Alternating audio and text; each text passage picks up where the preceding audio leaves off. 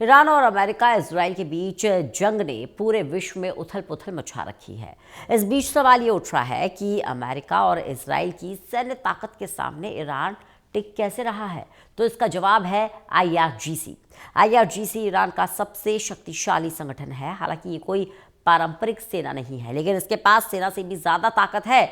ये राजनीतिक और वैचारिक फैसले लेता है, इसलिए ये काफ़ी ज़्यादा कट्टर और ख़तरनाक है। ईरान में इस्लामिक कानून को कट्टरता के साथ पालन करवाने की जिम्मेदारी यही निभाता है। IRGC का गठन शाह के सुल्तान के पतन और 1979 की ईरानी क्रांति के बाद किया गया था। इसने खुद को इस क्षेत्र में अपार शक्ति रखने वाला एक अर्ध सैन्य सरकारी संगठन के रूप में स्थापित किया है।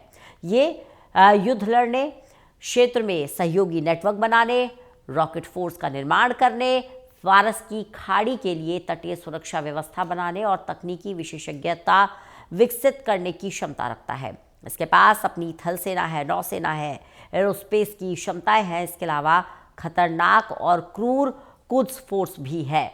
इसे मुख्य रूप से क्षेत्रीय और विदेशी अभियानों को अंजाम देने के लिए बनाया गया है। IRGC के पास बसीज नाम का अर्धसैन्य नेटवर्क भी है। इन सभी इकाइयों ने मिलकर एक ऐसे हाइब्रिड सैन्य संगठन का निर्माण किया जिसमें पारंपरिक सैन्य पहलुओं के साथ साथ अनियमित युद्ध लड़ने की क्षमताएं भी मौजूद हैं। IRGC के पास अपनी बैलिस्टिक मिसाइलों के अलावा अहम ड्रोन प्रोग्राम भी है। हालांकि ईरान ने इजराइल और अमेरिका के खिलाफ युद्ध में बड़े पैमाने पर नुकसान का भी सामना किया है। ईरान आर्थिक तौर पर जंग से पहले ही मुश्किलों का सामना कर रहा था। इस गंभीर संकट के बावजूद ईरान ने झुकने की बजाय लंबा युद्ध लड़ने के संकेत दिए। ऐसे में सवाल उठता है कि कमजोर होकर भी ईरान लड़ाई लंबे समय तक क्यों जारी रखना चाहता है।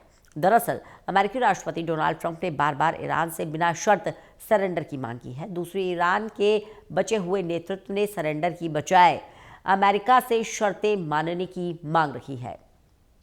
ईरान ने सीजफायर के लिए युद्ध के हर्जाने और खाड़ी के अरब देशों से अमेरिकी सैन्य अड्डों को हटाने जैसी मांगे रखी है। ईरान की तरफ से कहा जा रहा है कि युद्ध विराम तभी तर्कसंगत होगा जब ये गारंटी मिले कि जंग दोबारा शुरू नहीं होगी।